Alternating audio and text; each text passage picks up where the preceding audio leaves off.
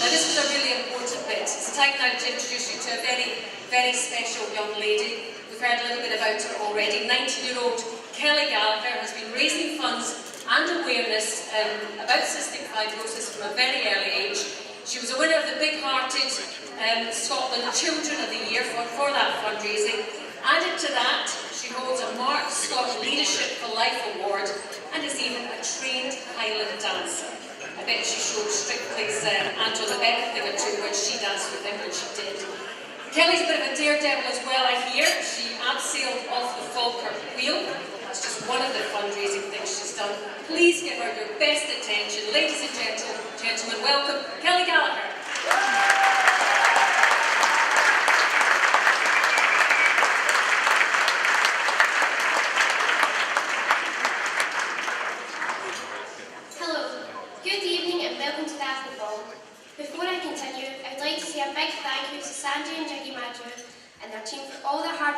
Organising this event.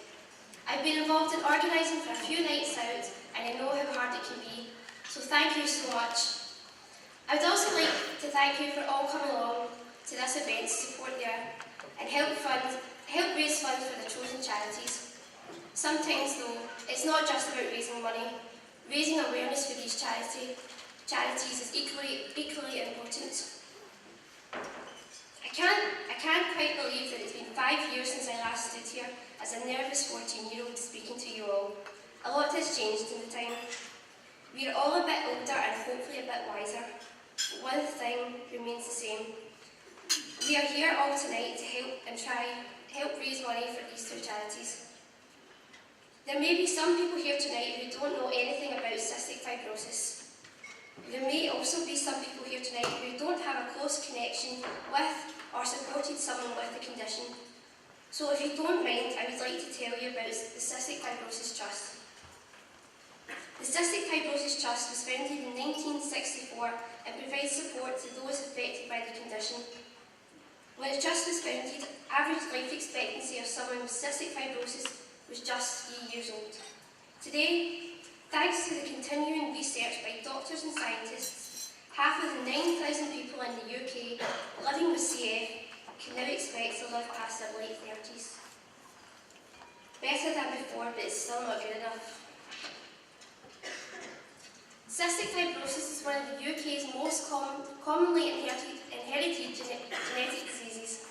It is caused by a faulty gene and affects many parts of the body, including the lungs, liver and digestive system.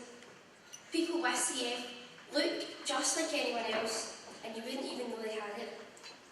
Around 1 in 25 people carry the faulty gene. Tonight, there are around 500 people here, so probably 25 of you in this hall will have that faulty gene that can cause CF. Every week, 5 babies are born with CF, and sadly, 3 young people die because of CF. There is currently no cure, and the average life expectancy is only in the late 30s. It can also be a very lonely condition. People with CF cannot meet up to support each other due to the risk of cross-infection of harmful bacteria that they may carry in their lungs.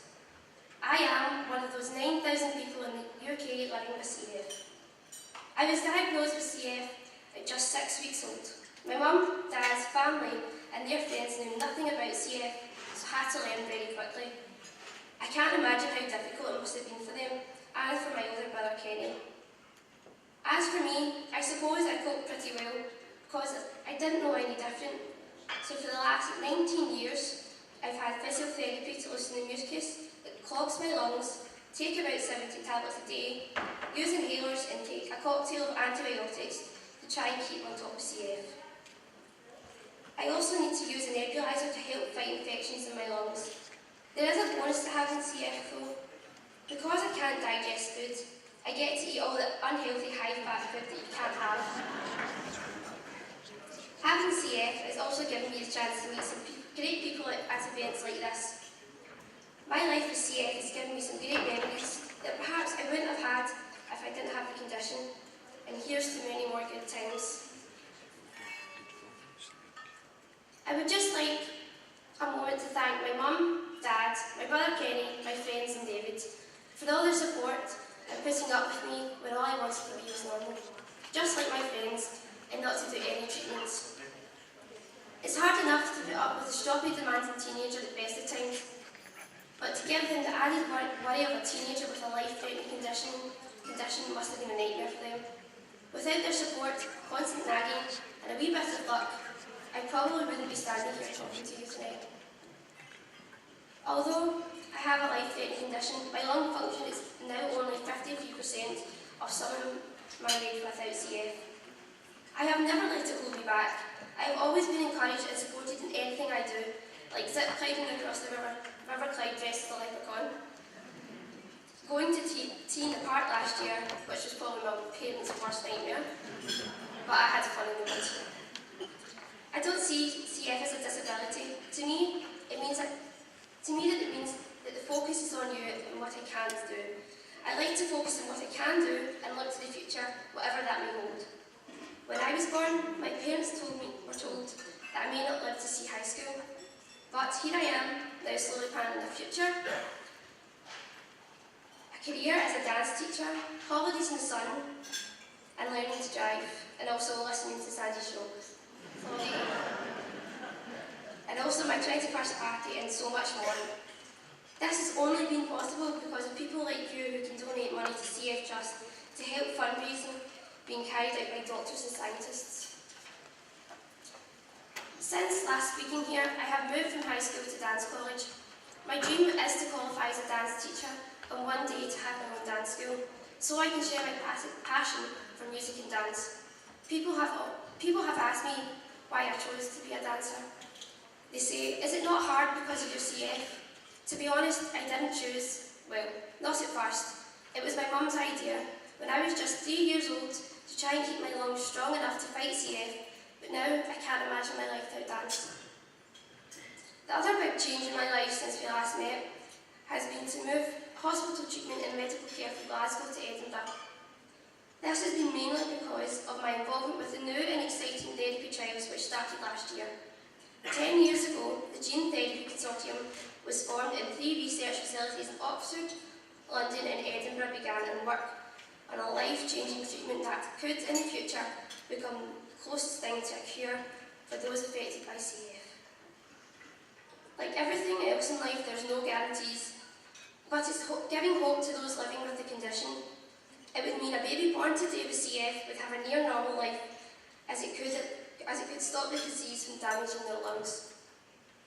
I've been involved in the project since 2007 and was one of the first people in the UK to start on the drugs trial last year.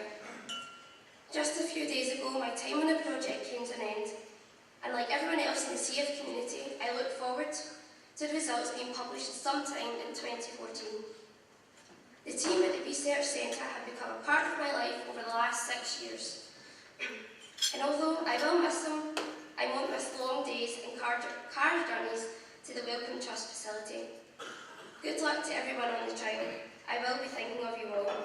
I know how hard it can be and a huge commitment involved by not only those taking part, but also on their families.